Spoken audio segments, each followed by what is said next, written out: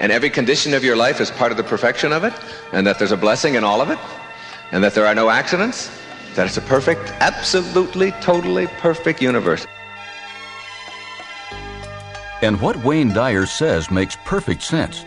In You'll See It When You Believe It, you'll discover how to tap into the true power of your mind. Power that can make your life better than ever. Are you looking for something more from your work? In You'll See It When You Believe It, Wayne tells about a practical way we can truly find bliss in our everyday worlds.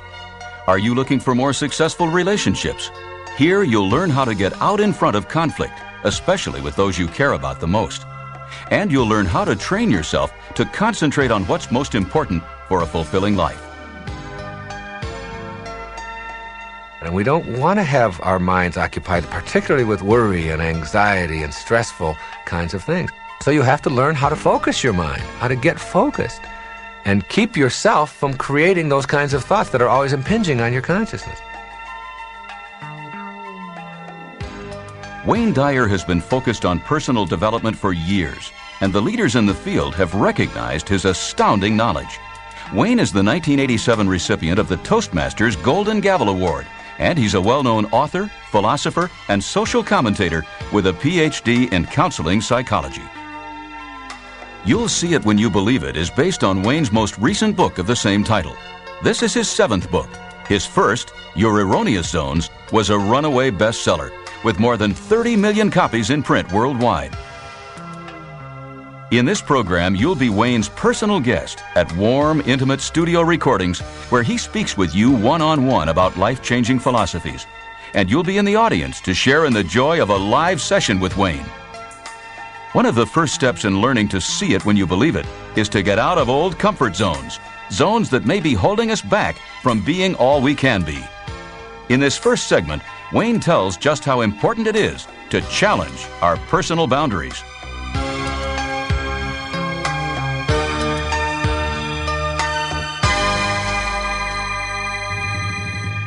Many years ago, I was invited to speak at a convention, and the place was called Getting in Touch. It's now out of business. And I really didn't know much about it, and I was taking most of the speeches that came along at that time. And my secretary arranged the whole thing, and I flew out to California, rented a car in San Francisco, and drove to a place way out in the woods. I mean, it took a couple of hours to get there. And it was called Getting in Touch, and I had these directions. It was like, you turn left at this pine tree, and you turn right when you see this big clump of bushes. And I kept going and going, thinking, what am I getting myself into? And it was a weekend deal. I was going to speak Friday night, and then Saturday all day, and then Sunday morning. Well, I arrived there, and I checked in, and it was a beautiful place, but it turns out it was a place for people who were learning how to be masseurs and masseuses.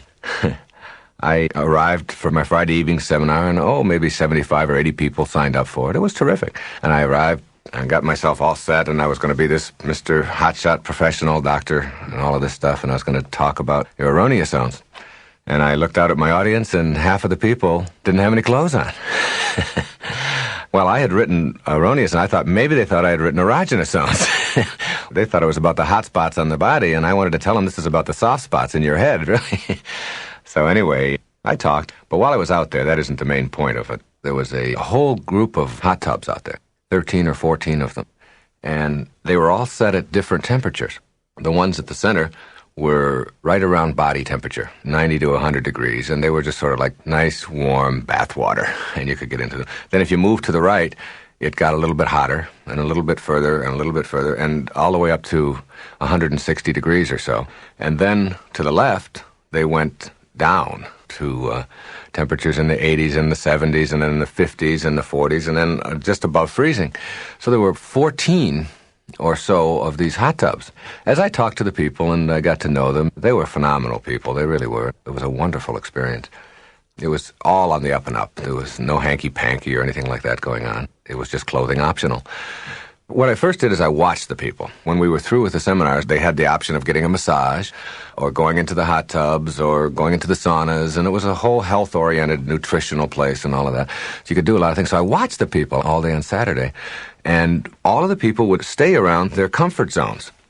And their comfort zones were 90 to 100 degrees, that hot tub, or the one that's just a little bit warmer, or the one just a little bit cooler. And they would use those three. Nobody was going into the extremes. into the hot tubs on the far right or the hot tubs way down at the cold end. Finally, Sunday morning, I asked the people, why were you doing that? And they said, well, that's comfortable. And I thought about that, and I thought, well, that's one of the things that we all do too often, is we stay only with what is comfortable. We find a comfort zone for ourselves. We sort of set ourselves into it, and we snuggle in, and we let that just sort of nice, tepid, warm water flow by us. And we fail to experience the whole panorama of what life has to offer us because we're so consumed with just staying comfortable, with staying within our comfort zones. So I said to the people, I said, we're going to all of us are going to experience everything that we have to experience here. Why not? It's available, it's here, and at least check it out. And as a result of checking it out, then you'll know, rather than just having some preconceived idea of what you can or can't do. And you may find a whole new range of experience for yourself. And so we moved from the hot ones to the little bit hotter, and we check it out. And it was amazing how easy it was to adjust to something new. You could get into those very hot tubs, and you could handle that. Then when you get out, you could experience what it felt like. You could see how your body reacted. You could see if you felt any different, the circulation in your body, how that affected it. And then you could move down into the colder ones. Before it was over, everyone, all 75 or 80 people, experienced the entire range of what was available for them. Well, the metaphor there is that we need to do more of that in our own lives. We need to get out of just what we are accustomed to, what we've grown up to believe are our limits, and to begin to see that those limitations that we place on ourselves in our zones of comfort are the very things that restrict us from moving beyond the place that we are at now, experiencing all kinds of new things for ourselves. You can take and apply this in virtually every area of a person's life. I have seen people, I've talked to people, and I've said to them, have you ever tried Mexican food? Ugh, I would never eat Mexican food. You've never tried a taco? You've never even, no, I just don't eat stuff like that. I couldn't eat that. Well, why wouldn't you try? It just doesn't seem like it's something that you should eat. It looks more like something you should throw at a beach or something, but I just wouldn't eat that. Have you ever tried Chinese food? No, it looks like there's worms in there or something. I can't take that. Or, have you ever tried Italian? No, and you find that their range of experience is really their comfort zones. This is what they're used to, and this is what they have over, and life becomes, instead of an exciting adventure of all kinds of new and delightful experiences, it becomes one of just staying comfortable, I can remember one time we were driving across the country when I was promoting your erroneous zones with my wife and my daughter, who was 9 years old at the time, and we got to Glacier National Park out in northern Idaho.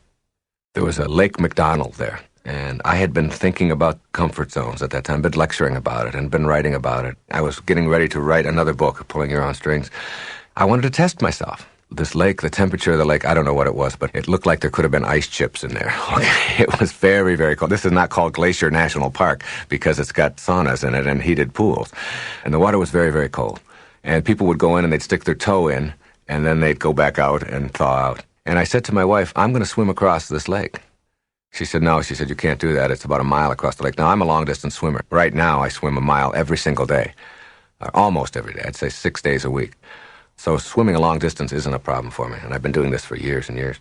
Swimming in that temperature was something I had never experienced before, but I had a belief that while I was doing it, I didn't have to experience cold. It didn't have to be cold for me. I mean, cold to the extent that it had to be uncomfortable. It didn't have to be uncomfortable.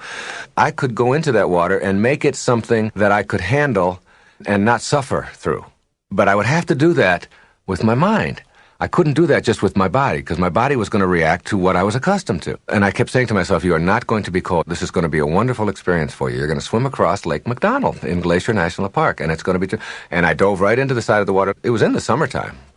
And I started swimming, and I didn't ever, during the entire time, it took me maybe 40 minutes or so, ever experience any discomfort all the way across that lake. While everyone else was shivering, I noticed when they would go up to the edge of the lake that they would tense up and they would find themselves getting ready to be uncomfortable, getting ready to experience pain. And I used my mind, my thoughts, which is what the whole thing is about, learning how to think properly in your life. And people who don't go beyond their limits are people who don't use their mind in constructive ways. I was going into the lake with the idea that I could do this, that it was going to be great. It was a challenge and that it was going to be exciting, and I knew that I could do it. And therefore, I didn't tense up, and my body didn't go into the rigid position that you go into when you expect things to be cold. And my body reacted the way my mind was training it to do it. And when I got out of the other side, I felt terrific. It was one of the most glorious experiences of my life to do that. Now, you don't have to go out and swim across Lake McDonald in order to actualize yourself as a human being. But what you can do is begin to look at how is my life governed by the trappings of what I have been trained to experience in my life all up until now. What are my comfort zones? Look at those comfort zones, whatever they are, in your relationships, in your business. The whole world opens up to you when you get outside of any zone of comfort that you're in and push yourself a little bit more. The amazing thing about what you find is that it's not nearly as risky and dangerous and difficult as you think it is in the next hot tub. I mean, nobody's in it. You know, there's an old saying that I've used often, and that is that it's never crowded along the extra mile. The extra mile. It's like when you hear people talk about go the extra mile. You'd start doing that and you'll find there's nobody out there with you. That extra mile, you're all alone, you know? So that hot tub over there to the right or that one down there to the left, it isn't that you somehow have to get in there to prove that you can do it. It represents and symbolizes for you moving out of where you're comfortable, because as soon as you do that, then you're opening up new vistas, and more and more and more vistas open up to you. If you find yourself just staying the same way and defining yourself as, well, this is just the kind of person I am, I'm just sort of reserved, and this is how I behave, and this is how I conduct myself, and so on. Instead of that, what you do is you want to look beyond that. You want to say, all right, nothing human is alien to me. The entire range of human experience is available to me. Anything that any human being can do, has ever done, or ever will be able to do, I'm capable of doing. And viewing yourself that way and seeing that, then your zone of comfort becomes the whole expanse of human possibilities. That's what becomes available to you. But when you narrowly define yourself and stay with what is comfortable, whether it's in what you eat, how you relate to people, how much money you make, where you go on your vacations, every aspect of your life is affected by that kind of an attitude. Get out of your zones of comfort. This also applies to the emotional or mental side of your life. Most people go through their life saying, I'll believe it when I see it. Show it to me, let me look at it, then I will believe in it. That's a very narrow way to look at life, because it really restricts you to only being able to perceive and experience and live what you can see. And believe it or not, what you can see is a tiny, tiny, tiny percentage of what's available to you. A different way of looking at that is, I'll see it when I believe it. That is, I am only seeing in my life, and always seeing in my life, what I choose to believe in. See, if you only will believe what you see, then how can you believe in thoughts? And why would you pay your electric bill? You know, I mean, if you can't see it, and nobody can see electricity, then you shouldn't be paying that. And you certainly can't believe that you have a mind, because you can't see your mind, you can't touch your mind, you can't feel it, you can't smell it. It's impervious to the senses. It's a higher part of you. But if you know that just because it's invisible, or just because it's not available to me through my senses, that doesn't mean that it doesn't exist, that it's all out there for me to experience, so that you'll begin to see miracles, for example, in your life. Wonderful, phenomenal miracles, more and more of which have cropped up in my life in recent years since I've shifted around my attitude about it. You begin to not only expect them, but you'll see them as a regular part of your life, because your consciousness has changed, because you've gotten out of that comfort zone of only looking at it with what they call your left brain, or with your analytical side, with the side that needs to carve it all up and make it organized and make it neat and make it real clear and easy for us. That's that sort of left brain. But the right brain, which is our intuitive side, which is the creative side, the side of our whole mind and thinking and personality, which is unlimited, which allows us to have an imagination, to be able to create within our own mind. That side is just as important. Both of those sides of us are very important. But if you only restrict yourself over here, you'll always continue to have very, very limited vision in your life. Because if you can't analyze it, if you can't put a formula on it, if you can't dissect it, if you can't insure it, if you can't put it away in a drawer someplace and get your hands on it, then it doesn't exist for you. And boy, does that take away a lot of the range of human experience.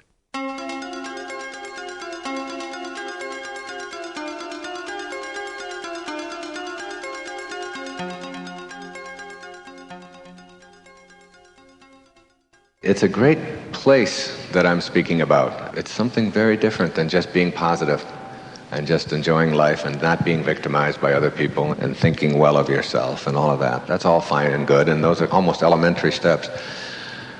It's much more of almost a spiritual message without the religion. It works like knowing that somehow you, who you are, this individual that has shown up here tonight, is someone who is much grander and much greater, much more divine, much more perfect, much more fantastic than just this form that you've showed up in. That who you are is something behind that form, something that you only live with yourself, that you can never share with anyone else. And that when you get it, it's like I live down in Boca Raton, Florida, with my wife and 6 children. And we have a swimming pool. There's a gate we had built so that the children, we have 4 children under the age of 6, and a little boy who will be a year old Sunday. And then I have 5 girls to go with that little boy. And at this swimming pool where we built this gate that goes out, you go out through the gate and you swim and all that, and you come back into the house, the gate has got a spring on it and it slams shut, and then the children can't open the gate again, obviously, so they can't go back out there and put their lives in jeopardy. Well, that's a metaphor for what has happened to me in my life in the last several years, in the last 4 or 5 years. It's like going through a gate, and there's no going back, and that gate is slammed shut behind me. And the things that used to be a part of my life, which are so much a part of so many people's lives and interfering with the quality of their lives, just aren't there for me anymore. I was in Redondo Beach, California, just the other day, and I was going to speak out there at a church in the evening to a large group. I had to rent a car, and I was driving through the town and looking for the Palos Verdes Hotel where I was assigned to stay, but I didn't know how to get there. And I had an idea of where it was, but I wasn't sure, and you've all been in that position, a tourist in a beach town looking for your place. You know, I had my turn signal on, and I had it on for a block or so, and then realized that it's 2 more blocks up. I took it off and waited. And there was somebody behind me who was having a myocardial infarction over my behavior. I mean, he was just crazy, insane, angry. I could hear it. I am blasting on his horn and so on. And then I looked up into the mirror and I could see him pounding on the dashboard of his car in anger. It's like, how dare you? I'll put you. And I wanted to stop the car, you know, and get out and say, everything's going to be fine. This is all going to work out just right. Just, you know, I'm going to be turning in another few blocks, and you can go on. Your life's going to be fine. And I ask you, the people here tonight in this room, what do you think caused that? What do you think created that kind of reaction in this person, where a stranger in a rented car that even says rented car on the back of it could go to that level of hatred and anger over a simple behavior of another human being, and a very normal behavior at that? What do you think caused that? You think it was me that caused that in him? You think it was my car, my behavior, my driving? It's none of that, see? That's really the only message that I have, is that who you are is the result of how you choose to process your life and the world and how it's presented to you. And until you understand that nobody out there in this planet, in this universe, has the power, the control to make you be or think or act or behave or emote in any way other than the way that you choose. And that capacity for thinking, that capacity for thought, it's the thing that most of us think is the least important part of our consciousness. We don't pay that much attention to it. We pay attention to this, the packaging, the body, and we evaluate our life based upon what rules apply to the body. And the rules, or the laws, or whatever you want to call them, that apply to your body, to your form, are very, very different than the rules and laws, principles that apply to the other part of you, the invisible part of you, if you will.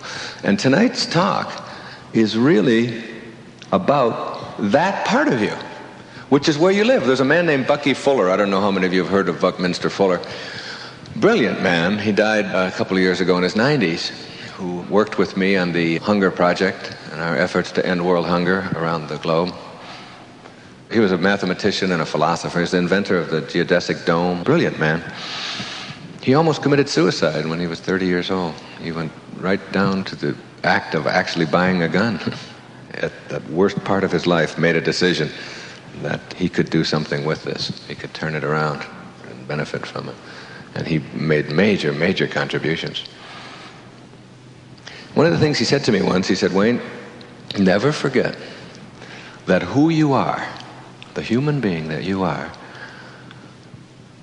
that 99% of who you are is invisible, untouchable, unsmellable, impervious to the senses.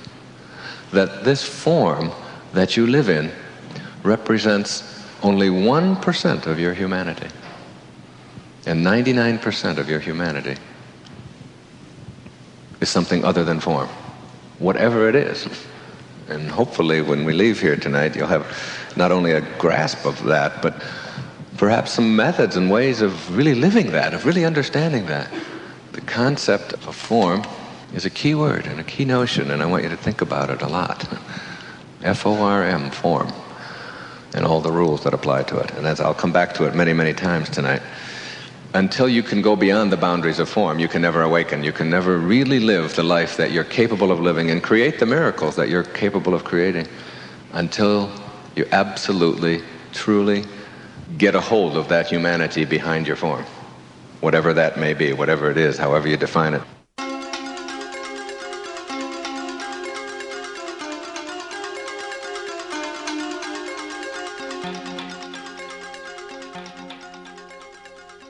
Your body has limits to how fast it can go and how far it can go. They're expansive and grand. They're much greater than you've ever thought they were. There are boundaries in form, but in thought, in that invisible world that I'm talking about, there are no boundaries except what you choose to think. You can think anything, and anything that you can think is here already in the dimension of thought. It's already here. And once you begin to see that world and begin to see that that's really who you are, you're not just this form that you occupy, but you're something much grander, much more divine, much more phenomenal than that, your ability to think. Then you start saying, well, and I'm in a relationship with another person, and that person does that too. I'm going to stop relating to the people in my life, just my form to their form. I'm going to start getting behind their form, to that divine intelligence that's there. What are they thinking? And how can I have a no-limit relationship with everybody in my life? Instead of relating to the place where there are limits, their bodies, their forms, their performance level, I'm going to relate to what's in back of that. What kind of attitudes do they have? How do they think? I'm going to look at that side of them. That's what Mother Teresa talks about in the streets of Calcutta. She sees God in every one of those starving children and the lepers. She sees the divineness that's there. She doesn't just relate to the form. She relates to who is that human being in back of that form. What is that divineness there? You don't have to be Mother Teresa in the streets of Calcutta catering to the most sorrowful among us.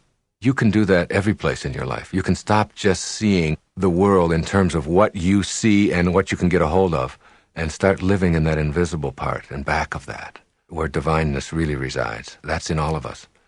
Whoever you are, wherever you go in the world, every single human being you meet, whether it's a tribesman in Afghanistan, whether it's a Sherpa guide in Nepal, whether it's a taxi driver in Tokyo, or a tribesman in New Guinea, or a salesman in Detroit, you share something with that person.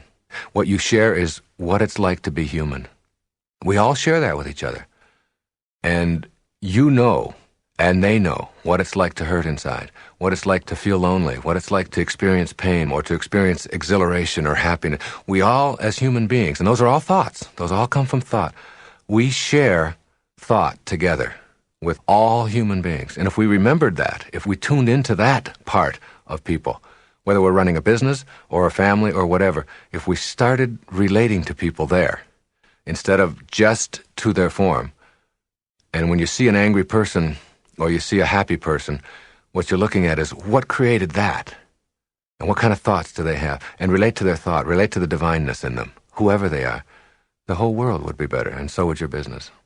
It's understanding that No one is any better than anybody else in God's eyes. See, it doesn't matter what you call that universal intelligence. The name doesn't matter. It's just as good a word as any in God's eyes, and that universal intelligence that's permeating all form. All of the rest of it is just trappings. It doesn't really matter. When it gets right down to it, we all share humanity with each other. We're all part of the being called human being, each one of us.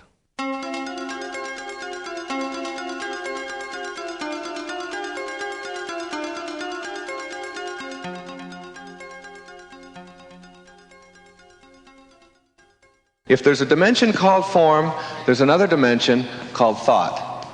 I call it thought. You can call it anything you want to. In philosophy, they call it the astral dimension. And the word disaster originates from this, to disassociate from the astral, or from this invisible dimension of you. And as long as you disassociate from this and live only here, you will have disasters in your life. Because you won't believe that somehow the part of you that thinks, that is thought, that creates thought, is essentially what your humanity is. And most folks don't get that. They think that this is it. I'm getting a haircut last week, or 2 weeks ago. Me. She charges me $25 for a haircut. Me. She said the 20 of it is a search fee. I said, all right, okay, I can accept that. I understand, all right? But even $5. I mean, you ever go to have somebody doing something and they don't have anything to do? You ever have a job where you got to do something, you got to look busy, but you don't have anything to do, but you got to kill a half an hour? That's sort of what it is when I get a haircut. It's snip, snip, snip, snip, snip, snip, snip, snip, snip, snip, snip, snip, snip, and you look and nothing. There's nothing. Not a thing there, okay? And she's going on and on doing that, and suddenly she's got these clippers, these electric things, you know? And she's cutting, and all of a sudden she's got it in my ear. It's in my ear. I said, Deborah, what are you doing? You've got that electric thing in my ear, and it hurts. She said, oh, Wayne, you probably didn't know this, but when you get into your 40s and so on, she said, you start growing ear hairs, you know, and you got some ear hairs in there, so I'm cutting them out. I said, what the hell is going on with my form? You know, I got them falling out where I want them and growing. What do I want hair growing in my ear for? And in my nose, what do I need that for? I never had that before. But you got to know that this isn't who you are. And once you know that, then you just sort of stand back and watch it do whatever it's got to do.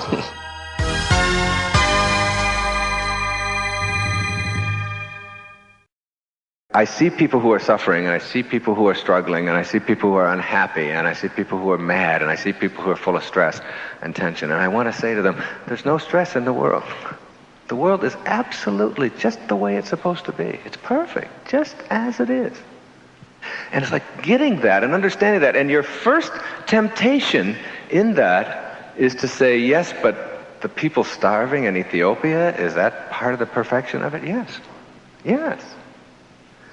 And so is your desire to end it part of that perfection. It's like you don't argue with it. Everything that is. Everything that's ever happened to you already has. You can understand that worry, for example, is nothing more than thought. And what is there to worry about? Worry, which is a consuming thing that creates what we call stress, which is just stressful thinking. What is it? Here's a good parable for you. Everything that you worry about, give it this thought.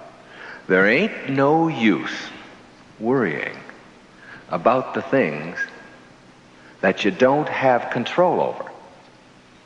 Right? Because if you don't have control over them, there's no sense in worrying about them. That makes sense, doesn't it? So I don't worry about the things I don't have control over. Now, there ain't no sense worrying about the things you have control over. Because if you have control over them, there ain't no sense in worrying about them. Now we've covered everything that it's possible to worry about. It's all thought. It's all thought. If you don't have control over it, worry is absurd.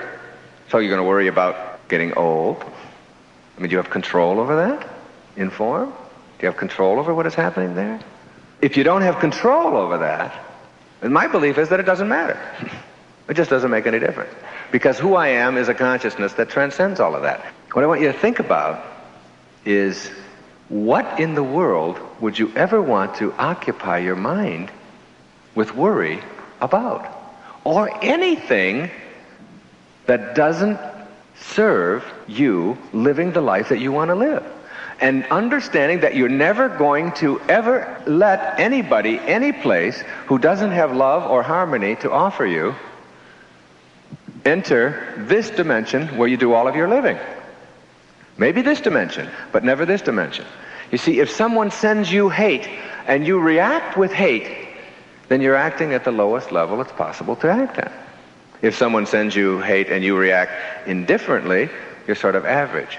But if someone sends you hate or anger and you react with love, because that's what's inside and that's all you have to give away, because that's how you choose to use that dimension that is in back of your form or suffusing your form, then that is what you will start expecting and seeing in your world.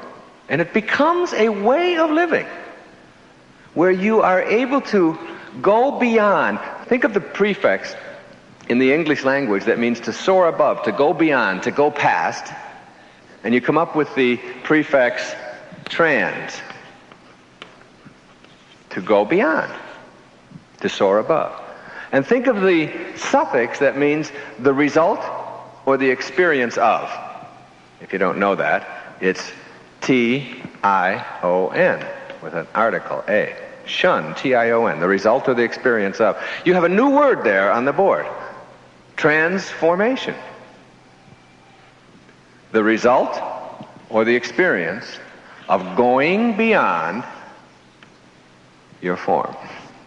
Leaving the boundaries that confine you here and only allowing what you want into that other dimension. And you know something? In this dimension of thought, or astral, or beyond, which is invisible, you can have all of your relationships in your life.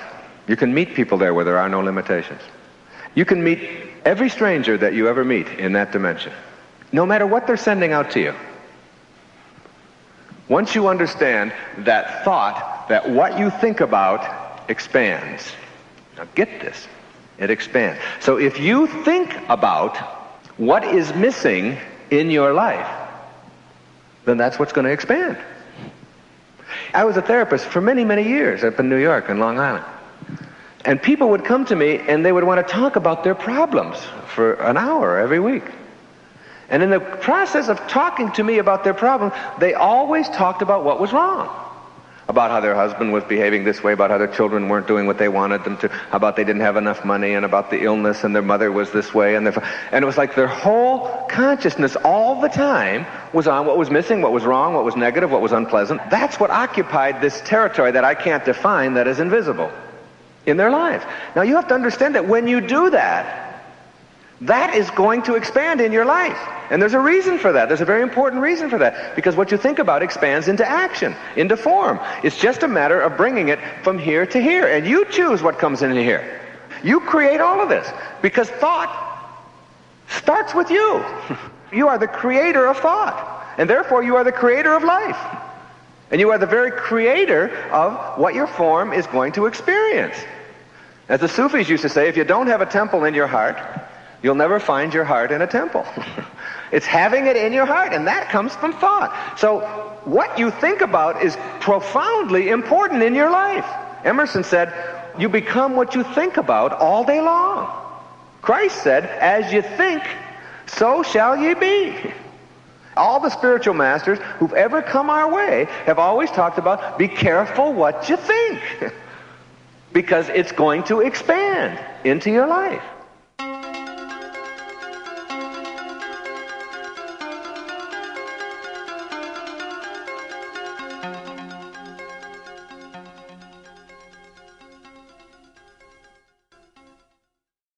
I'm just beginning to understand that what we think about is much more powerful than I'd ever given consideration to before in my life.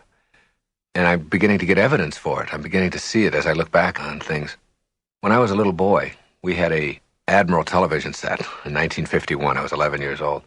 We were one of the few people in the neighborhood to have this little TV. I used to stay up late at night and watch The Tonight Show with Steve Allen on it. And I had this thought, and it was a very powerful thought. And the thought was that I would be on The Tonight Show. I just knew it. And I used to tell my brothers what I was going to talk about when I would be on The Tonight Show. I was only 11 or 12 years old. They were 13 and 15. And they'd say, oh, yeah, sure, you're always dreaming. You've always got... Well, I'd still stay up at night, and everybody else would go off to sleep. I'd be watching the show. I'd watch it every single night, all of his funny routines that he did and all the characters on it and everything. And I could see myself. I could picture myself sitting on the panel there and having him interview me or having him be there with me and all of that. That passed, and many, many things like that, though, in my life that I thought about. Well, the irony of ironies is that 1976, 25 years later, I'm the author of a book that is at the top of the bestseller list around the world, Your Erroneous Zones. I'm invited to do The Tonight Show, and Shecky Greene is the host that night. It was the very first time I ever did the show, out of 34 or 35 times. I was so excited. It was like a dream come true that I was going to be on The Tonight Show. I'd already done several other big shows and all of that. This was really something big. There was a bank of phones outside the green room where you get dressed for the show. I decided to call my wife and family back home and tell them that I was going to be on, and Shecky Greene was going to be the host and so on. I went over to the phone. I picked up the phone. I called my wife, and I was talking to her. And then on the phone next to me, in this bank of phones, Steve Allen. Steve Allen is standing there talking on the phone to his wife. And I take the phone receiver out of my hand and telling my wife, I said, you're not going to believe this, but Steve Allen is standing here right next to me. And I take the phone and reach it over so that she can hear his voice. And he's talking to his wife. And he's looking at me like, who is this crazy guy? Well, it turns out that the very first guest on the show that night was Steve Allen. After all those years, and there I was sitting there talking to him. A lot of people label a situation like that as circumstances, or just coincidence or just blind random luck or whatever. I've come to know that there's no such thing in the universe. That what you think about expands. And that if you have a thought in your mind and you stay with that thought and you know it to be true, it's just a matter of bringing it into form. And if you're willing to do that, if you're willing to bring it into form, it's going to happen for you. Nothing can stop it. Nothing can stop it. And I don't think there's anything random about it. I just don't even believe in randomness at all. I think that everything in the universe is absolutely perfect, at the tiniest subatomic level and at the largest level.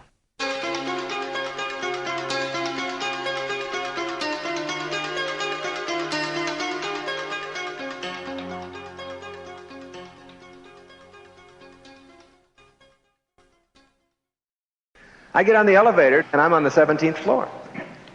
I have an office on the 17th floor.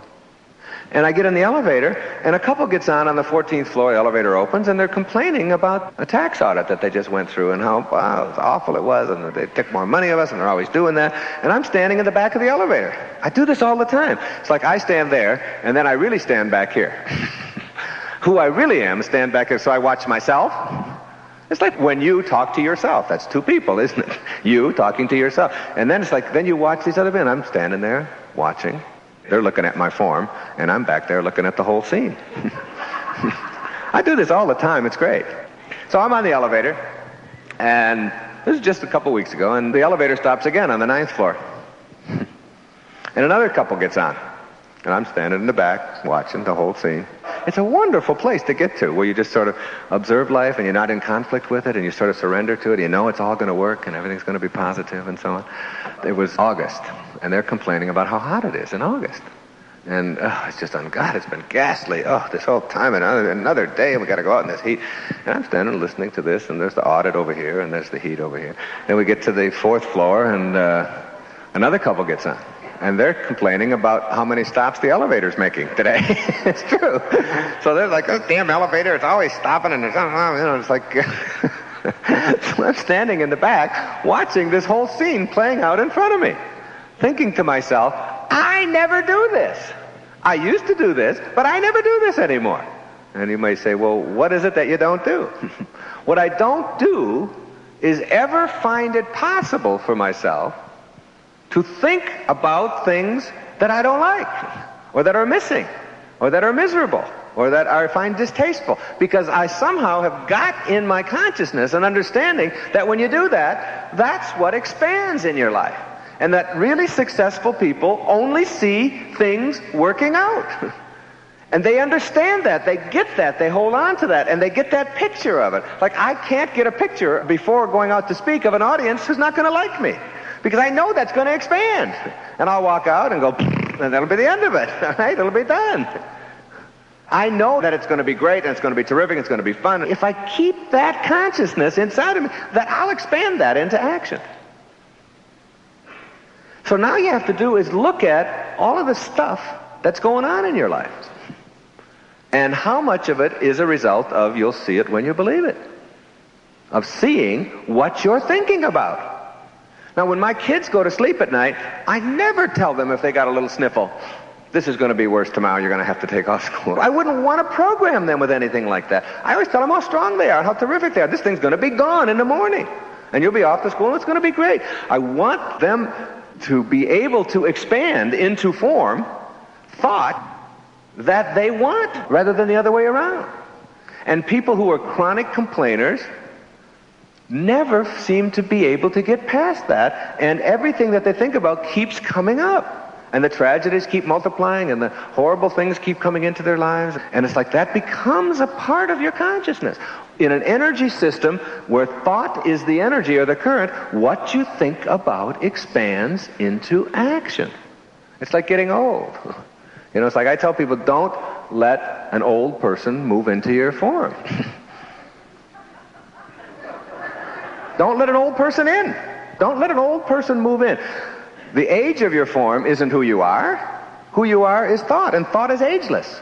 You can't age thought. Age is universal and eternal. It goes forever.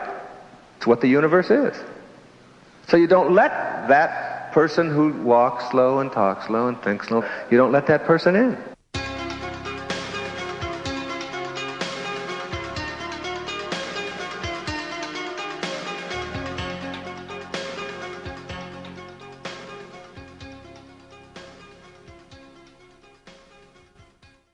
In reading the literature of the East, particularly, in preparation for my book, You'll See It When You Believe It, I would find that over and over, I would see references to this thing called the observer. It's the observer. And one particular group of people would have written about it, and then it would show up in Buddhism, and it would show up in Hinduism, and it would show up in practice of Zen and in Kundalini. And it just kept showing up, this observer, the observer. And I wasn't quite sure what it was, what it meant. And then I began to realize that it's something I've done all my life, only they were just putting it into words. It's really a technique that I find myself using over and over again. The best way to think of it is, like Shakespeare said, the whole world is a stage, and we are all but actors on that stage. When you start to look at it that way, you begin to see yourself as having a lot of roles to play. And they really are roles. And we're all out there playing these roles. Now, it doesn't mean that I'm not authentic at all. I'm not talking about authenticity. Each one of these things are very real, but they are still roles that we're playing. So what you have to do is sort of remind yourself that you're doing that and not take all of this whole stage so seriously and make it so dramatic and so significant and important. It's like lightening you up a little bit. And the observer is like whoever this guardian angel or this invisible person is. You can sort of catch yourself whenever you find yourself getting out of control or getting mad at the fact that there's a delay at the airport or that the traffic isn't going the way you want it to, that invisible guardian angel, that eye that can be in back of you, can put the skids on that right away. That person can say, I'm watching you. I'm watching your form. You know, Lily Tomlin had a great line. She said, how come when you talk to God, it's called praying? But when God talks to you, it's called schizophrenia, you know. But that God talking to you can be that invisible part of you. Then you start connecting to that. And then I find myself, wherever I am in my life, whatever I'm doing, in back of myself, on my shoulder or whatever, and reminding me, how should you react to this? Send love here. On an airplane not too long ago, there was a little lady about 4'10", and she had gotten on the plane first, and she got about halfway down the aisle, and she couldn't get her stuff.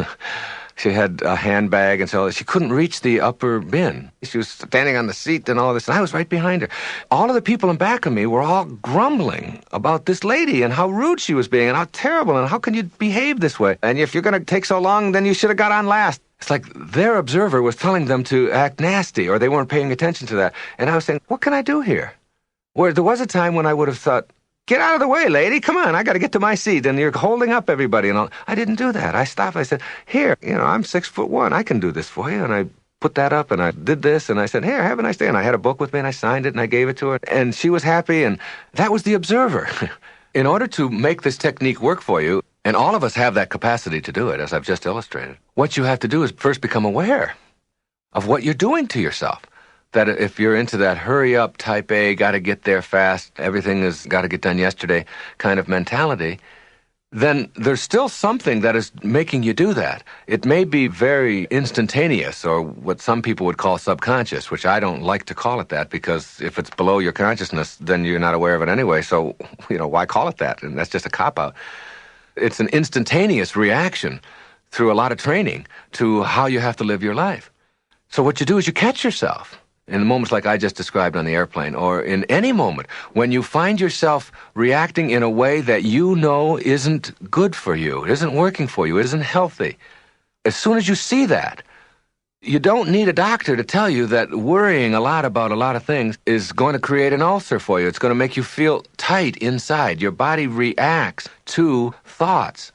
And the thought of, I've got to get there fast, and I've got to get around this traffic, and it shouldn't be this way, and I've got to get that done, gives you cramps. You notice that your pulse rate is going much faster, or you're twitching, or you're sweating. Those are all signals to you. Don't do that. I mean, you don't have to go to a physician and go to therapy to find that out. Stop doing that. Look in the mirror if you're all flushed and bloated and sick, or gulping down antacids, whatever it is, in order for you to get through your days. You know that isn't working for you, that your life isn't. So get an observer and get that observer to catch you and say, wait a minute, I'm your buddy. That's who I am. I'm with you. I'm going to get in harmony with that part of me. And I'm going to allow that observer to do more of the directing and watch out for the roles that I'm playing. And whatever role I'm playing that isn't working and providing me with the joy and the success and the happiness that I really believe I'm entitled to, I'm going to have that observer catch me at that and stop me from behaving in that way. It really is a tool to help you to be more realistic, more tuned in life. For me, it is a reminder that there's much grander things than what I've just become accustomed to. I'll give you an example on the tennis court. My doubles partner made a bad shot, and he screamed something out, called himself a name. He said, you jerk, you dummy. He was talking to himself. And I stopped and I said, Lenny, I really don't appreciate it when somebody calls my partner a jerk and a dummy. I said, who was that? Who was doing that? He said, what do you mean? I said, well, whoever it is that's calling my partner a jerk and a dummy, I'd like you to get in touch with him and remind him that he's a beautiful guy and he just didn't hit the shot the way he wanted to. I'd like you to tell that person that. It's like a reminder that when you call yourself a name, you got two people going here. You got the person who's the recipient, the jerk, and you got the person doing the calling. Well, you want to get those two in balance. You want to get those two in harmony. You want that person, whoever that is saying, you jerk, to say, you're allowed to make an error in tennis. You have to do it. Nobody goes through a whole match without making errors. And that it's okay, and that you forgive yourself, and you're kind to yourself. And then the recipient of that is in balance, so that those two people, quote, or those two parts of you are in harmony. Because if the part of you that's calling you a jerk, if the recipient of that begins to believe that, then you start acting on what you hear and what you believe. And pretty soon, everything that you say to yourself, if you call yourself a jerk enough, you're going to think that you're a jerk. And that's one of the problems with self-esteem. It's people who have really talked to themselves in such a way that the self and the I, which we've separated, they've become the same. And so the person who's doing the calling believes that they're a jerk, and the person who's the recipient believes it. And if they had an observer there, if that I who was doing that instead was saying, you're pretty terrific. You make some mistakes. All of us do, but that doesn't mean that you're bad and that you're not any good. And you get those two in harmony so that you are never calling yourself anything but what you would like to be. And the more you do that, the more that you'll be in harmony. And that's all invisible.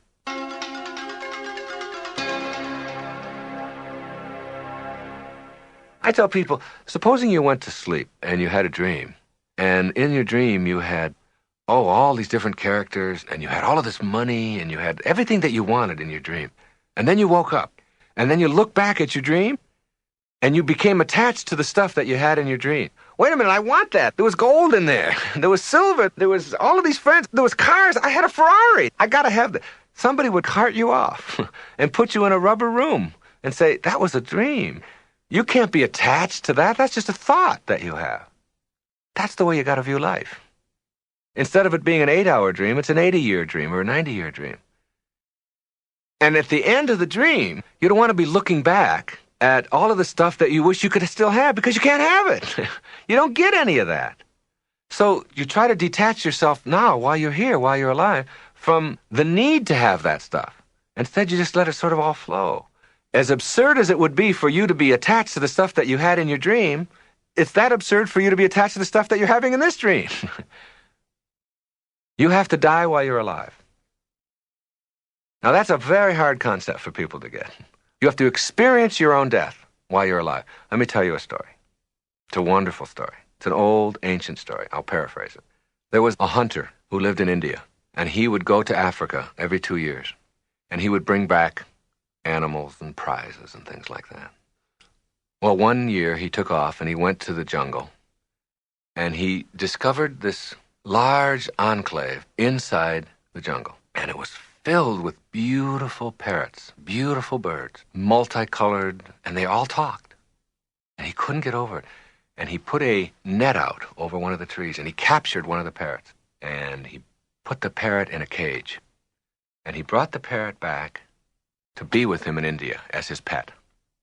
And he fed the parrot sunflower seeds, and he fed him rice, and he took wonderful care of him. He was very good.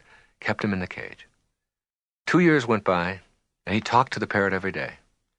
And he said to the parrot, I'm now going back to Africa.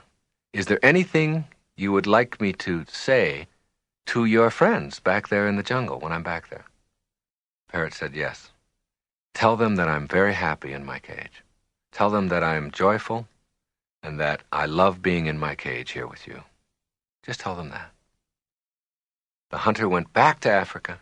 He went back to the place in the jungle where he had been 2 years before, and he told the story. He said, your friend that I took back has a message for you. And the message is that he is happy in his cage, that he is joyful with me, and that he has no regrets. At the instant of hearing that, a bird on one of the branches keeled over and dropped dead. Dropped dead, stiff. The hunter assumed that he was just filled with sorrow at hearing of what had happened to his friend. So he went back to India, and he told his parrot what had happened. He said, I went back and I did just as you said. And I told them all out there, and at the moment that I told it, apparently one of the parrots was so upset that he'd missed you so much that he just dropped dead. And at the instant that that happened, the parrot in the cage keeled over dead. His legs went straight up in the air, and he went stiff. The hunter was beside himself. He couldn't figure out how could this happen. And he took the dead parrot out of the cage, opened it up, and threw it out on the woodpile. The instant that the parrot landed on the woodpile, he flew up to the branch. And the hunter said, you tricked me. What is this? I thought you were dead. And the parrot said, my friend back in the jungle was sending me a message. He told me, by his actions, that in order for you to escape from your cage, you must die while you're alive. Okay, now that's an old story. That's an ancient story that's been told over the years. What does it mean? I mean, don't you see that this is a cage? The whole planet is a cage. If you can just stand back far enough and see that we're still restricted by the limitations placed on us as human beings. We're stuck here, or maybe in our homes, or in wherever we are. We're all in cages. And even though we have more room to manipulate, we may even have a whole planet, we're still sort of in cages. Now, how do you escape from the cage that you're in? You have to die while you're alive. You have to literally experience your own death. All of us have to. All of us are going to die. So why not experience it in advance? And see yourself out of your body, gone, but able to look back at what's going on now. Just like the dream, where you have the dream and you have everything you want, but you're able to look back at it. As you do that, you begin to see the folly, the absurdity of hanging on to anything, of being attached to anything, of needing anything, of telling yourself that I can't be happy if, from the perspective of having died, but being able to look back on it just like the dream. As soon as you can do that, as soon as you can experience yourself formless, dimensionless, form and all of the attendant things that you hang on to become irrelevant. They're not necessary any longer. You have a whole new way of living, a new way of being.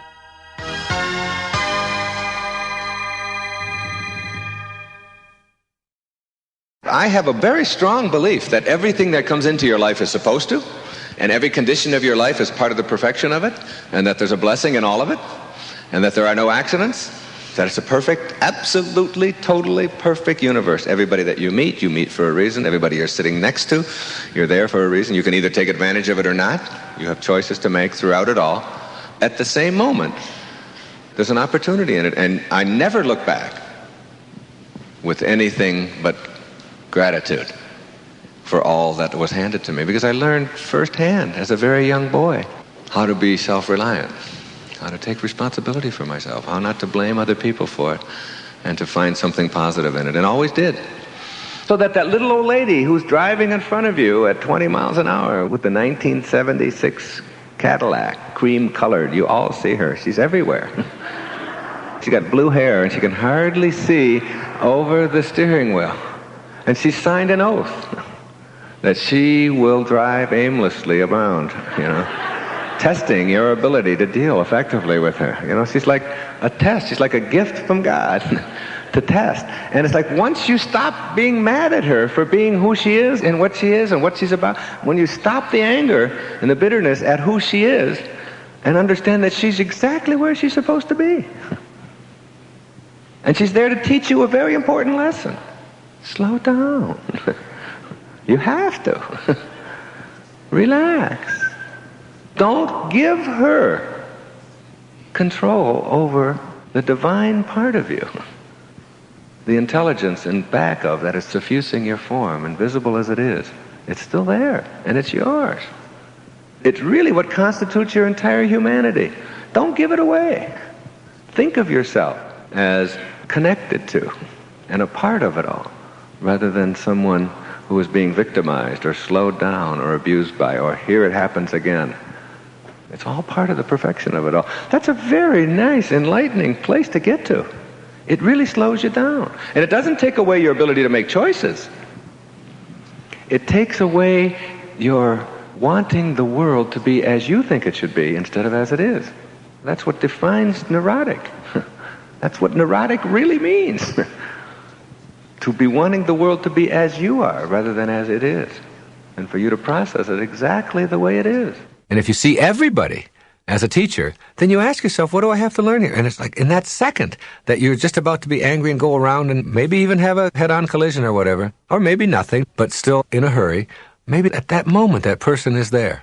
That person is there to teach you to slow down a little bit. They used to say to scientists, are you a scientist? And the scientist would say yes. And they'd say, well, do you believe in spirituality? Do you believe in God? And they'd say, no, I'm a scientist. Now, today, in the 1990s, you ask a scientist, do you believe in God? And they say, of course, I'm a scientist. Science is beginning to prove what metaphysics has been saying for centuries. That when you study life at the tiniest subatomic level, the tiniest level, that all of the particles seem to be on purpose and they're all interconnected in some mysterious way, and they're all sort of controlled by some force outside, some mystical thing, and they're all on purpose, and there's nothing random about any of it. That's all the new literature is coming out. There's nothing random, nothing happenstance in the universe. I find that so intriguing. If every subatomic particle is on purpose, and we're made out of those, then why not us? And when I see all of those people coming out of like when I was on Wall Street one day in New York, and I don't know if you've ever been there, at 5 o'clock, you go to Wall Street, and you watch thousands, millions of people. They're coming from underneath the ground, and they look like all these ants. Like an anthill, there's just millions of people coming out from underneath the ground on all these little openings on all the streets and the subways, and they're all going someplace, or they're all going down into the ground, at 5 o'clock. And I look at them now, and I think they're all on purpose. They're all like those subatomic particles. They appear random to us because we're so limited in our vision. We tend to view everything from the limited perspective of our form. When you know that they're all on purpose, it stops you. You know, you see that little old lady driving slow, you say, well, she's doing just exactly what she's supposed to be doing. She's right where she belongs. And you stop judging it and analyzing it.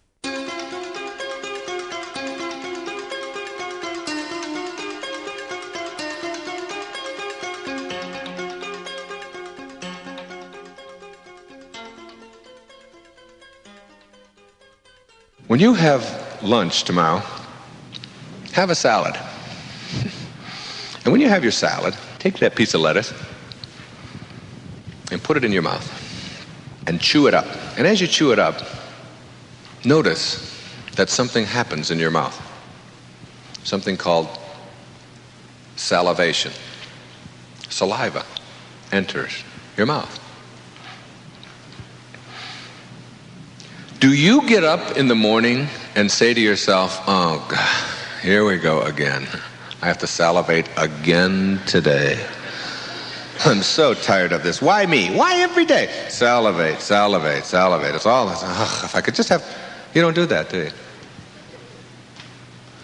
Salivation, not salvation, salivation is a principle that you are born into. And it works independent of your opinion about it. It doesn't care. When you start chewing up the lettuce, you have to swallow the lettuce, don't you? You don't say to yourself, I got to get the lettuce from here down to here. Does it ever go up? Do you ever go, and it's up here someplace? Never. There's a principle within you, this you that you are here, called peristalsis, which makes the muscles go down. There's a muscle movement that makes it go down rather than up. First I got to salivate, now I got to peristalse. Ugh, this is so depressing. You don't do that. Peristalsis is a principle that the I that is we, called you, is born into. And then you have to distribute that lettuce, mulch, throughout your entire system. You got to get some of it to your liver, and some of it's got to go to your armpit, some of it's got to go to your heart, some of it's got to go to your eye. You don't concern yourself with whether it's going to all go to the right, but miraculously, perfectly, somehow, the lettuce gets converted to the right nutrients all over your body. A principle, cardiovascular pulmonation. How many are sitting there right now beating their hearts? You got to do it 14,000 times every day. Are you doing that? Do you worry about that? Do you concern yourself? No. Your heartbeat is a principle that you were born into. If you can accept that and know that there are principles operating within you that allow you to function perfectly because you've surrendered to them, you don't think about them, is it so difficult to grasp that there are also principles in this larger body called humanity of which you are a part as well? Because at the same moment that you are a single heartbeat in the body called humanity, you are also one beating heart.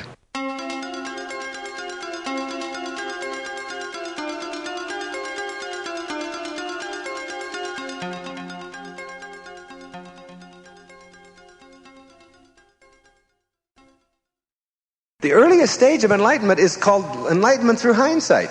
You know, like when you're in a relationship and you're breaking up, is there anybody here who hasn't broken up once and struggled and cried and been in pain and, oh, I can't stop thinking about it. I don't know what I'm going to do. And it's just, it's this endless pain, and your mind is on suffering, suffering, suffering. And what expands? Suffering, suffering. It just keeps expanding and expanding. You can't get your mind off of that person and where I'd like it to be. And finally, 3, 4, 5, 6 years go by, and you finally passed it in one way or another, and then you look back on it and you see why you had to go through it.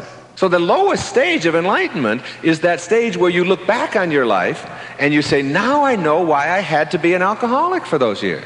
And now I know why I had to be in that relationship with my ex-wife. And now I know why I had to go through the bankruptcy. Or now I know why I had to create that cancer. Or that heart attack. Or whatever it was that taught me how to transcend that self-defeating behavior that I used to think I couldn't do anything about. You see?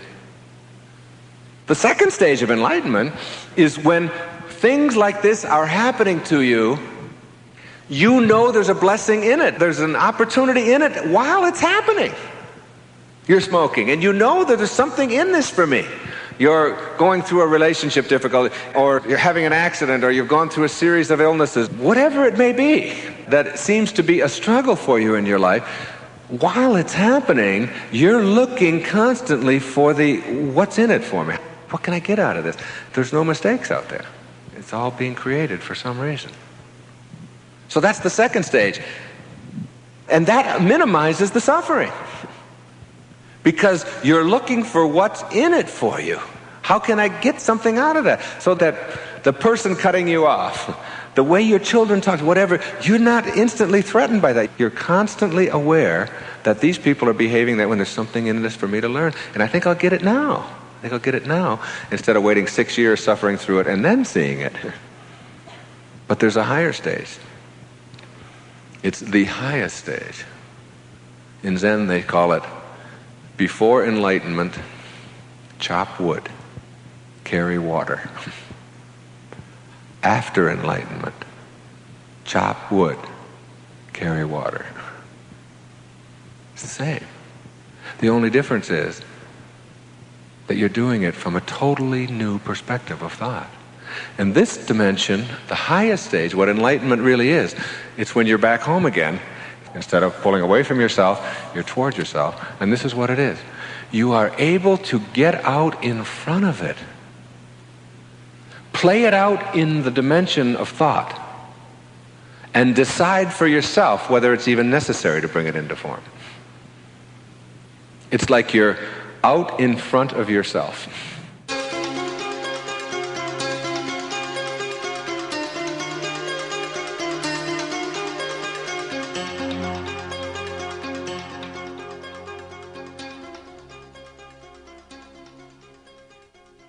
You're in a relationship. My wife will say something to me. And I know that if I respond in a certain way, if I say this, then she's going to say that. And it's like, then she's going to say that, then I'm going to say that, and I can play that all out in thought. I'm out in front of this already, okay? This was at one time a guaranteed, absolute blowout. Anger over nothing, fear perhaps of intimacy, who knows, whatever. But it was guaranteed to be angry and PO'd for 2 or 3 days. Her and me. Maybe no talking, maybe storming out, maybe any number of things that people do over silly things to avoid being intimate, usually. So I play that all out. And I don't have to go there. I don't have to do that any longer. I don't have to make her wrong, which is a great step. I don't have to make me right, an even higher step. There's no right or wrong in it. And I play the whole thing out. And as I play the whole thing out, I decide I don't have to bring this into form. I got out in front of it. It's gone. It's all been played out in my mind.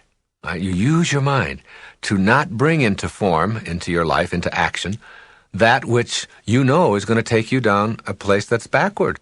I amusingly tell people that this is a wonderful stage to get to because you can still, once you're both there, you can still get your point across.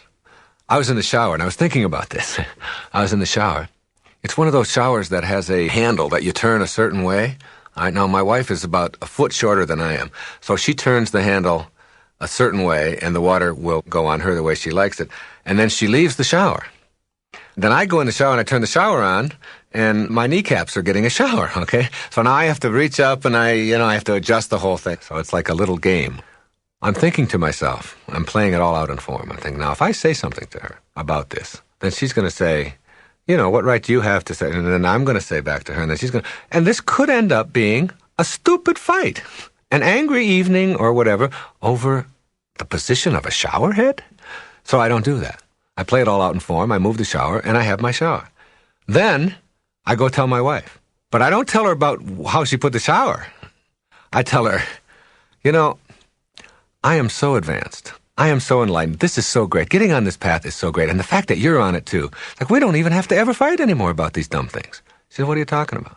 I said, well, I thought that you leaving the shower head in the position that you normally leave it really sort of interferes with, and then I thought, well, if I tell you that, then you're going to have to come back and say what you do, and then I'm going to have to go back and tell you, and then then we're going to have this stupid fight, and then we're not going to be happy, and I'm holding her all this time, and I'm even kissing her while I'm telling her this. I said, but isn't it great that I don't have to go there anymore, and I can play it all out in thought, and it's all done? And she said, didn't you just tell me about where the shower head was? I said, yeah, isn't that great that you don't have to react the way you did? Now you put the shower head where it belongs. And it's like a joke, So it's like you can talk about your enlightenment and get your point across without even having to have it be an unpleasant exchange. You go from being the actor in your life who is being directed by the events, the circumstances, and the other people in your life to being the director at the second stage. And in the third stage, you become the producer of your life. So you are now the actor, the director, and the producer of your entire life. And you're doing it all with your mind, all with your thought. So if it's a job move, you would have agonized over that. You can see how it's going to go. If you're living in Atlanta and you got to go to Houston, you can see yourself in Houston. And you can see yourself selling your home and driving to Houston and starting this new job or starting out this new enterprise. You can play this all out. You can do the whole thing, and you can actually literally see how it's going to work, because what you think about expands. And then you can decide. You can decide not based upon, oh, my boss is going to do this to me and the world is going to do this, and if these things don't work out. You can do it based upon your projecting in your mind exactly the way you want it to be. And if the picture doesn't come out the way you want it to be, then you're out in front of it already, and you don't move. Or you do, because you see it as an exciting, wonderful adventure and a time to do something new. You can do this with anything that is coming at you, which you perceive to be coming at you, but which is really, in effect, what you're creating through all of the choices that you're making. You can start using your mind in exciting ways. Before I give a speech, I play the whole thing out in advance in my mind. I don't play the speech out. I play what the reaction is going to be and what impact I'm going to make. I do it when I record these tapes. I go through it in my mind, not what I'm going to say, what examples I'm going to use and all that. I let that come spontaneously. I've surrendered. I know that that's going to work out. If I play it out in my mind and it says, I don't want to go to Chicago and I don't want to have to sit in a recording studio and I don't want to have to talk about, then I don't have to do that either. It's like you're producing it all. You're creating your whole life. And you can even do that in situations where most people are bothered in business, not just in their families. You begin to see how if you react in a certain way towards your superior or towards somebody that works for you or your coworker or whatever, you begin to know that if I act this way or say this or do this, that's going to set them off, or that they're going to, and I don't have to go there anymore. I don't have to be a participant in their dream of being set off. So I don't go there anymore. And instead of behaving this A, B, C, and D, I've already done that in my mind, and I've seen the result. I don't want my form to have to follow that anymore. I'm in front of it. It's like you're producing your life through your mind. I think we show up here with a mission. We have tasks, we have lessons, we have things that we have to do while we're here. And for some of us, that's a very short time. And for some, it's a very long time. And some people will have 30 years experience. And some people will have 1 year experience 30 times. Two different approaches. Endlessly keep repeating the same thing over again, and others are growing. It's not the same for anybody. I just talked to somebody just the other day who's got 29 years working at a plant in Indiana. His real love is he has an apple orchard. He has 290 trees. He knew so much about apples and about all the different kinds of apples and all the controversy about pesticides and why they have to be used and which ones are safe and which ones aren't and how much water that you have to give them and why you just let nature do it in a certain way and where you plant them and when you harvest them. And he had this whole thing he had discovered about how to keep apples for 6 months by putting them in your refrigerator and keeping them cool, but you've got to keep moisture in there. He said the moisture goes out, and he was so excited about his apples. And yet he spends 99% of his life doing something that he doesn't like doing. I said, your bliss is your apples, isn't it? And your apple orchard. Oh, he said, I love it when I'm out there with that. I just feel like I'm with God at that time. I said, is there any way to make this so you don't have to do this other stuff? So that you don't have to spend your life in this sort of inauthentic way where you're always thinking about how much you dislike what you're doing?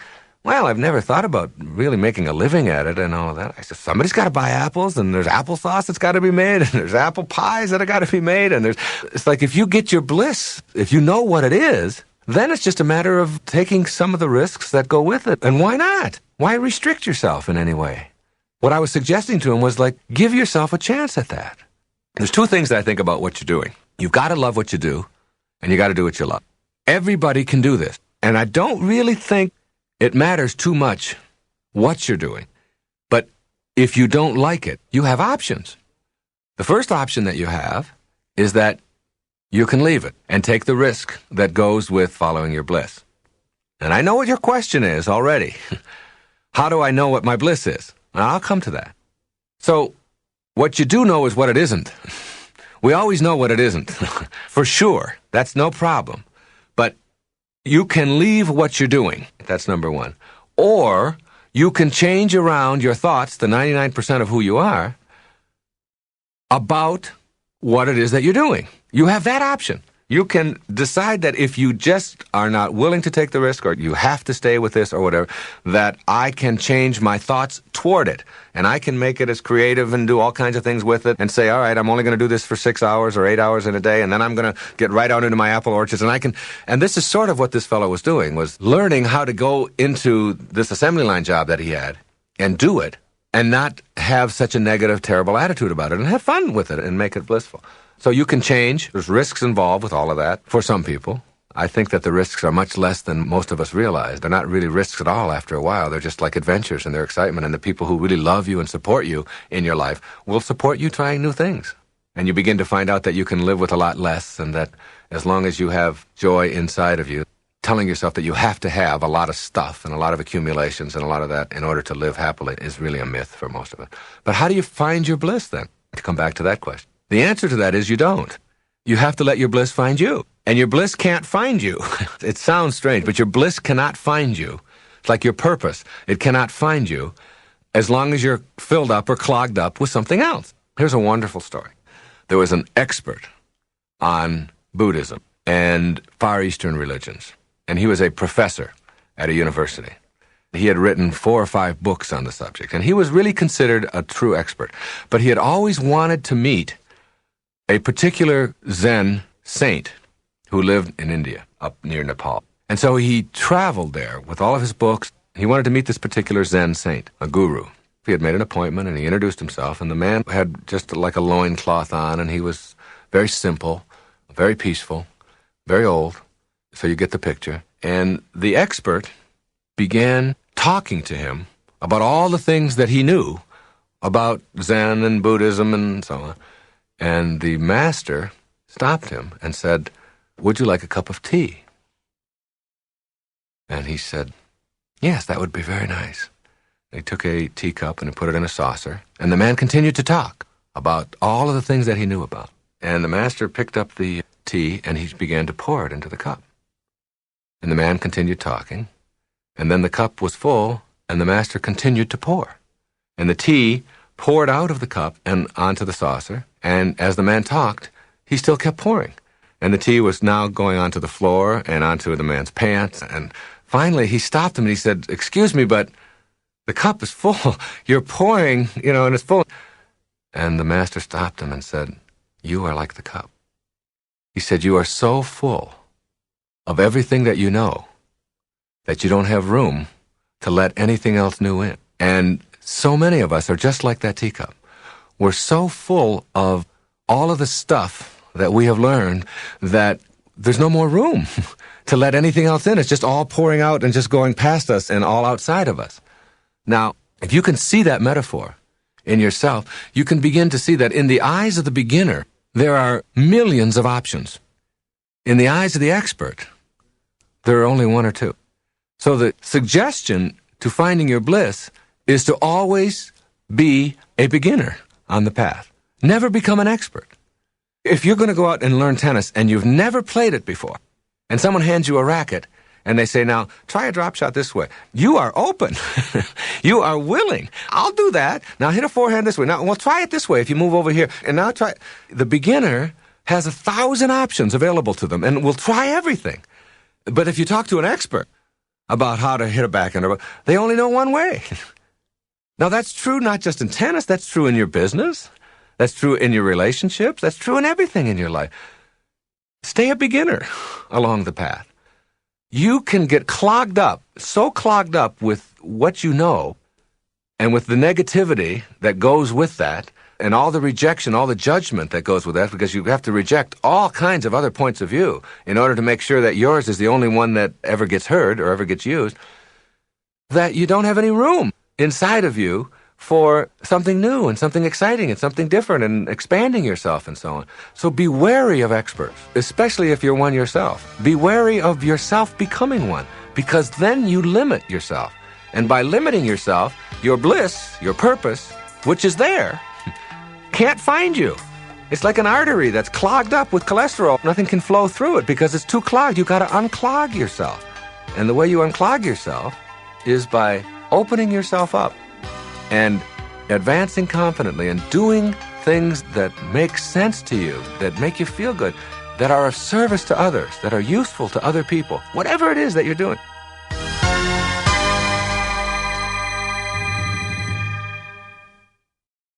The idea of having a quiet mind. When I first started practicing meditating, which I encourage people to do, not from any Far Eastern guru loincloth kind of thing at all, but as a way of understanding that there's another dimension.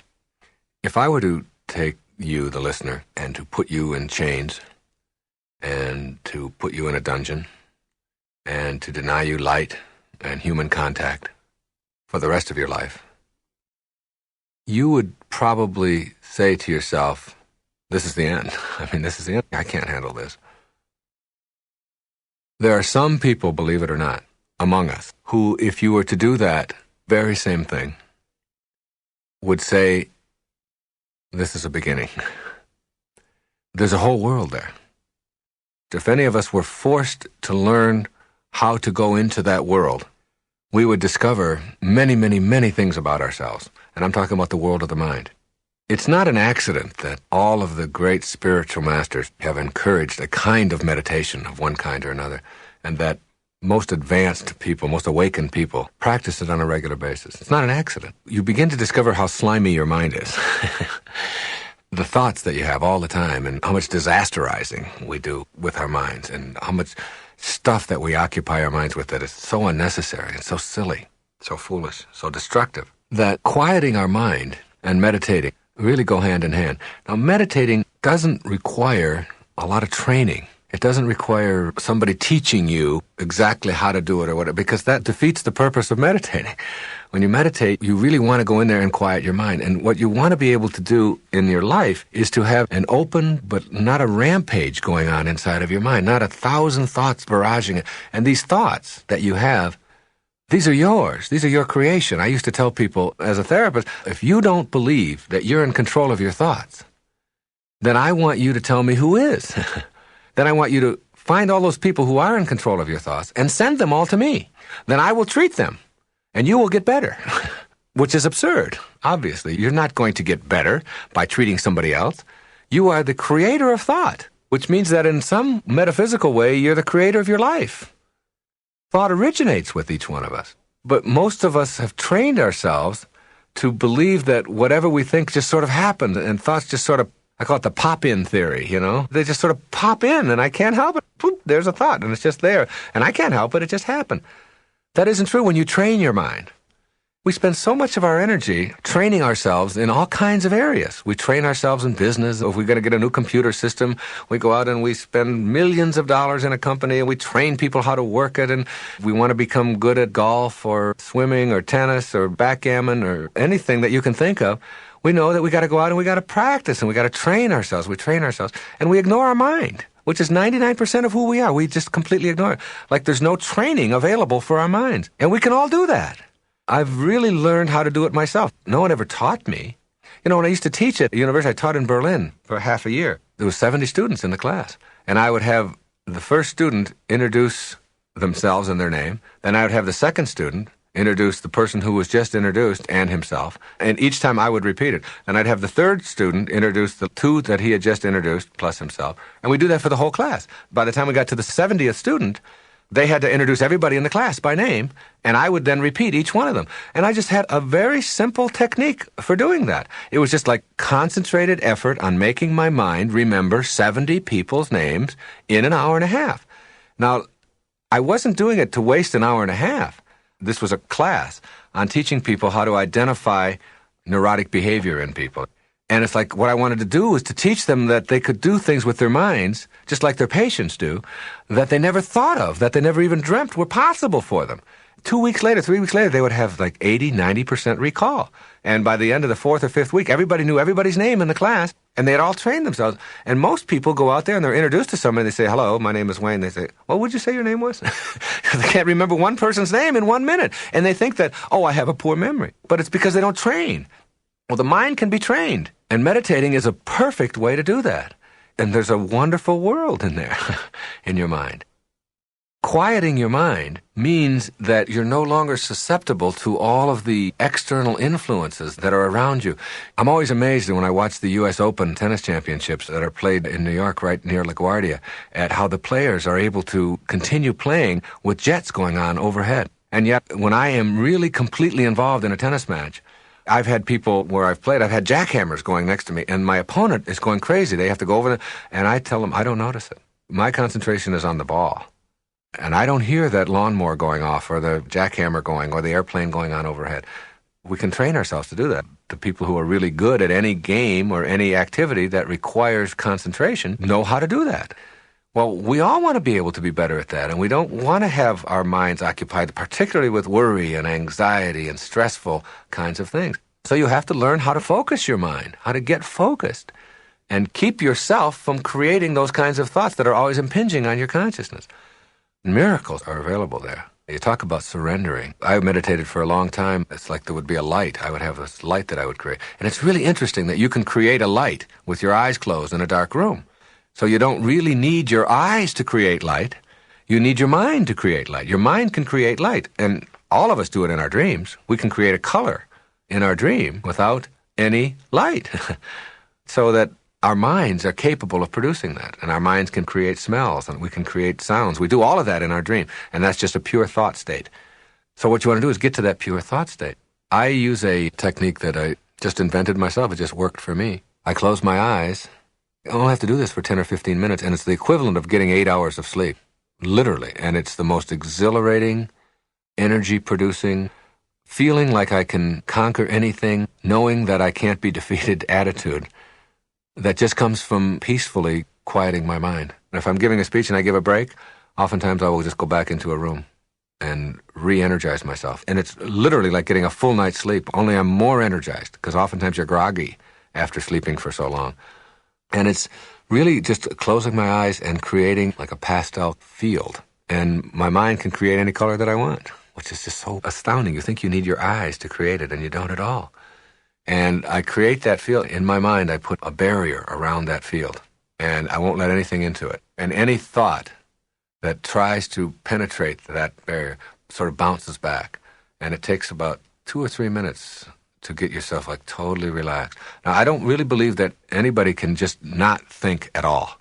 I think that's part of the trap. It's part of the human condition that thinking always goes on. Even thinking about not thinking is still thinking. But you don't have extraneous thoughts. You get like single-minded. And this is wonderful, wonderful training for anyone. And so it's like as you do that and you just won't let a thought in and you won't let a thought in and you won't let a thought in, you become very, very, very relaxed. And then you can create whatever you want. I create a light. It's like a white light, a spotlight way off in the distance in my mind. And I approach it. I just keep coming closer and closer and closer to it with this pastel field, keeping any thoughts from bombarding it. It's amazing how at the beginning, when you first start this, how it's hard to go 5 seconds. 5 seconds without having some kind of thought impinging. Boom, all of a sudden you catch yourself doing that. Then you get to 10 seconds, you get to 30 seconds, and before long, you can do a couple of minutes. And as I move and move towards the light, for many years, I was afraid of the light. I would get close to it, and I knew that if I went into it, that something was going to happen that I didn't know. And so I'd always sort of approach it, and then I'd come back. And then I allowed myself just to go through it. I just surrendered to it. I said, I can handle it. I created miracles in that space for myself. And in the world that I came back to when I left the meditation as well. I do that on a regular basis. the result, the peacefulness, the harmony, the serenity, the energy that you begin to get when you just take a few minutes a day, 10 or 15 minutes a day, put yourself into a sensory deprivation kind of atmosphere, a tub of water, under a tree, in a meadow, and just go into your mind and begin to see the world. And you begin to see, as I said, how slimy your mind is, how much stuff you are constantly using that you don't need to, how many bad and negative and worrying and hurtful thoughts that keep impinging on it, keep trying to break that field. You let them bounce off, you let them bounce off, you let them bounce off. And before long, it's like you're only letting harmony in. This is what I believe any one of us can do. Any one of us can only let harmony in. We don't have to let anybody into our consciousness, because all they are is just thoughts anyway, unless they come there with harmony. Now that's like a commitment that you could make. That if you come with disharmony, discordance, anger, stress, tension, you only get to my form. You only get to the package. But unless you come with love, harmony, serenity, peace, whatever, you don't get to who I really am. You don't get there. Because I'm beyond the need to have conflict and confrontation occupying my soul. I just don't need that any longer. I'm gone through the gate. I'm past that. I've gone through the light. I look at that as no longer my need to prove that I can deal with it and handle it. That's gone. I was on an airplane, and we were flying from Miami to San Francisco, and the plane taxied out, and it got to the runway, and there was a light that came on in the cockpit, and the pilot announced that we wouldn't be able to take off. We're going to have to go back to the gate because the stabilizer that takes care of the wing flaps or something wasn't registering as working properly, and we'd have to go back. There's going to be a 2-hour delay. Now, my immediate attitude when something like that happens is, you're not supposed to get to San Francisco in 5 hours, okay? That when my ancestors wanted to get to San Francisco from Miami, if they left in September, and if they got there in March, April, they considered that on time. And it was a good trip if half the people were still alive, all right? It was very successful. If they could get there, if it took them 9 months or a year to get there in wagons and so on, then if it's going to take me 2 more hours or whatever, and if the stabilizer isn't working on that aircraft in anything that stabilizes anything, I want to go back to the gate, okay? I'm not interested in being angry about that or anything. It's a part of surrendering. It's just understanding. I was in first class. The stewardess was standing there, and she said, oh, no. Oh, no. She knew who I was. I had been talking to her. She said, this is what I dread. I said, what's the matter? She said, there's 176 people on this plane. Every one of them is going to say something nasty to me when they get off the plane. They're going to blame me. They're going to blame the airline, and they're going to... I said, but you don't have to let that in. She said, what are you talking about? I said, well, you've got 2 packages, 2 suits that are protecting you from anybody coming to you with that disharmony. She said, what do you mean? I said, well, you got your uniform. I said, that's one package, and that's over the other package, which is your body, and then both of those are protecting or covering who you really are, which is how you choose to process all of this and how you choose to think and who you really are. I said, each person that comes up by you and says something negative or nasty, you can just let that only be a message to your uniform, to your package. That's not me, and you can remind yourself, they're not talking to me. They can't get to me with that stuff. They can't have that. I don't let anybody come to me unless they come with love or harmony to who I really am. So you can just say, well, I'm very sorry, and have a good... And it's like, and you say, well, they didn't get to me, and they didn't get to me. They're not reaching me with that. And sure enough, she stood there and she watched as 176 people got off, and I'd say 150 of them said something nasty to her on the way out. And each time she just sort of smiled and said, yes, well, it'll be 2 hours. And she gave them instructions on where to go. And when it was all done, she sat down next to me. She said, that was fantastic. It's the first time that we've ever had a circumstance like this where I didn't let it bother me. I said, you don't have to let that stuff into your life.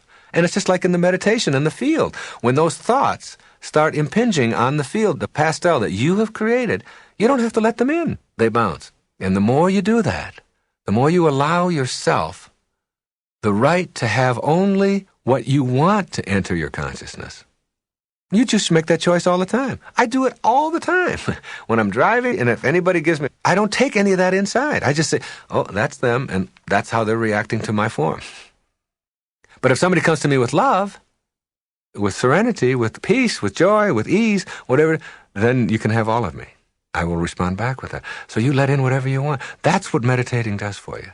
That's what a quiet mind does for you. It allows you to select what you allow into who you really are without having to be a slave to every single person who's out there and every single action that's out there that doesn't fit in with the way you want it to be.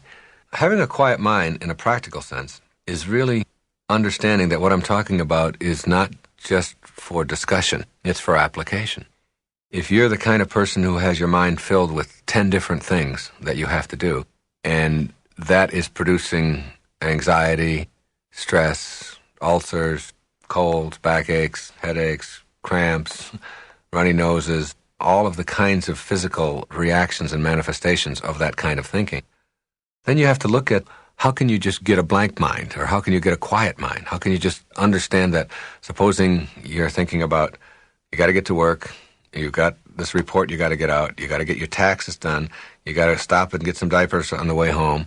Now the kids need to have bananas, and they've got dance lessons I've got to get them to.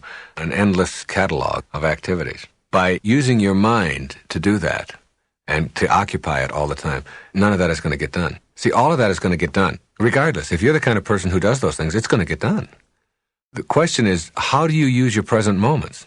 See, anytime you use up your present moment, or any time that you are thinking anxious thoughts, you're denying the present. You're using up the present moment instead of using it up in a productive, peaceful, serene, calm way. You are somehow believing that you can't get through this day or this moment any other way, that if I don't think about it and worry about it and be anxious about it. But the fact is, it's going to get done. Your taxes are going to get done. You're not going to jail.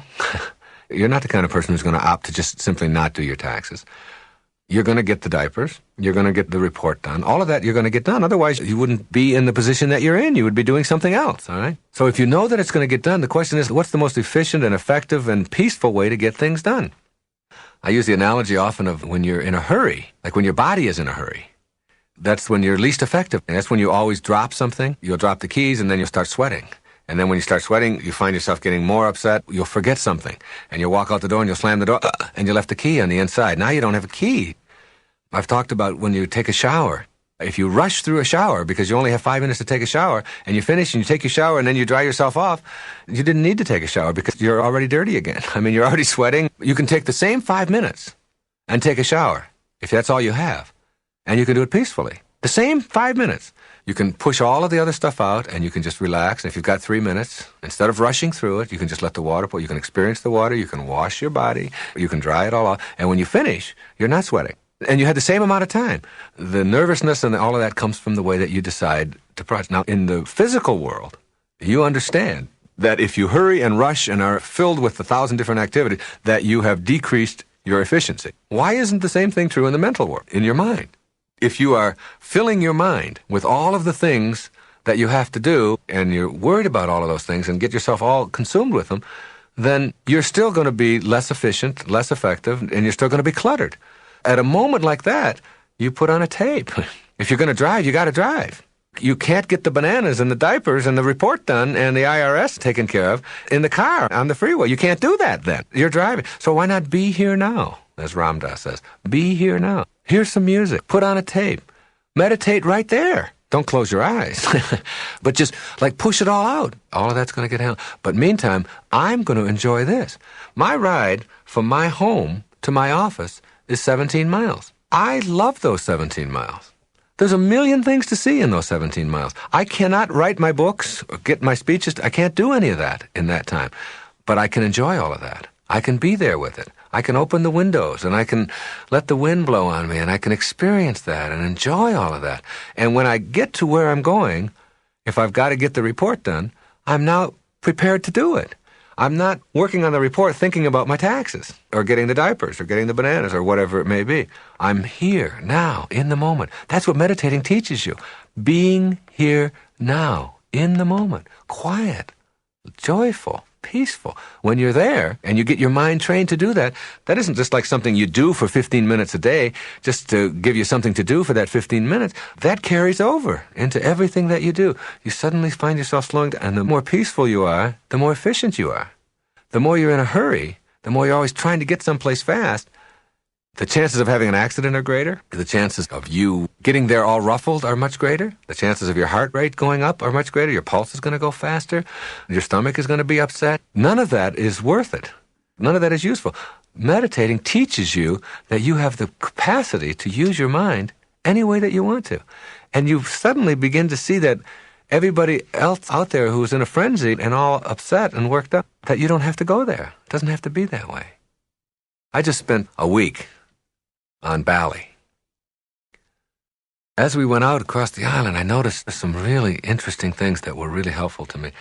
There was a very, very busy intersection in a town called Denpasar. There was an accident, and a little boy was killed. He was 13 years old while we were there. It happened the first day we were there. There are a lot of accidents there. The roads are real, real bad, and there seems to be a lot of crazy driving. And it's so inconsistent with so many of the people that we met, so many paradoxes there. At any rate, at this very, very busy, busy location where this little boy was killed, the immediate family of the boy went to the accident site. And they placed flowers and burned incense all around this place. And they sat there in the middle of the intersection for 3 days, 72 hours, 3 solid days, praying for the soul of this little boy. And not once did you hear a horn. And not once did you hear anybody screaming and yelling, "Get out of the way." This was a very, very spiritual place, just unbelievably like that. We went into homes where people had 10 and 11 children, and they had 3 huts where they would sleep, and I took my children in there with me. They would sleep on these like matted floors, and with 11 children in these little huts, there was almost no noise. And there's a quietness about the people. They're really attached to nature. They're very close to God in whatever that means. Every home on the island has a temple, no matter how small it is. They have a little temple in the back. When you go into the temple, you have to wrap something around your waist to remind you to leave the physical world behind and just enter there, only spirit, only thought. My wife and I had almost a spiritual experience of being there, of realizing that we don't need any more. We think we need more. We're always trying to get more. Not just us, but I'm talking about all of us here in the Western world. We sort of believe that our happiness and fulfillment is dependent upon accumulating more and getting more. And we saw all these people who had so little, and yet they were so close to nature. They were so close to God. It was almost like God was right there with them. Healthy, beautiful-looking people. It was astonishing when I flew out of there. Because when I first arrived there, I had just been on a 5-city tour of Australia, speaking to large crowds and all of that, and it took me 2 days of wanting to leave Bali. I'd always wanted to get there, and there I was, and I wanted to leave because I wanted more of the helter-skelter, the rush that I had been accustomed to in Australia, taking me every place, limousines, and having people take care of everything for you, and thousands of people listening and selling books, and the whole thing. All of a sudden, all of that was gone. And it was like I couldn't adjust. And finally, by the 3rd day, I realized that I got to stay here. Just stay with it. Just go with it. And that's when I got out into the island and stayed there. Only stayed there a week. Flew out of there, went to Hong Kong for a couple of days, and then flew back to San Francisco. And when I got into San Francisco, I was just struck by what's going on in this country. And I've lived here all my life. And all the time in Bali, not one person did I ever see who was anything other than a perfect, beautiful specimen physically. Not once did I see any, and I saw thousands and thousands of people. I made a point to go into their homes and get way out into the boondocks. When I got on the airplane, people were walking by, and most of the people were overweight on the plane. Not fat, enormous, corpulent. Their faces looked flushed, and they didn't make eye contact with you like they did there. They were huffing and puffing in the land of plenty. And you know what it is? It's when you have so much, you have a tendency to look in each other's wallet instead of each other's eyes. That's what happened. It's like it chokes me up just to think about it. We're always looking in each other's wallets. We're always thinking, how much do you have? And how much do you have? And how much of yours can I get? And I'm going to get yours before you get mine. And we're a whole culture of people like that.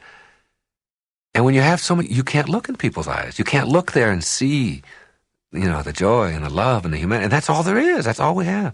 We've got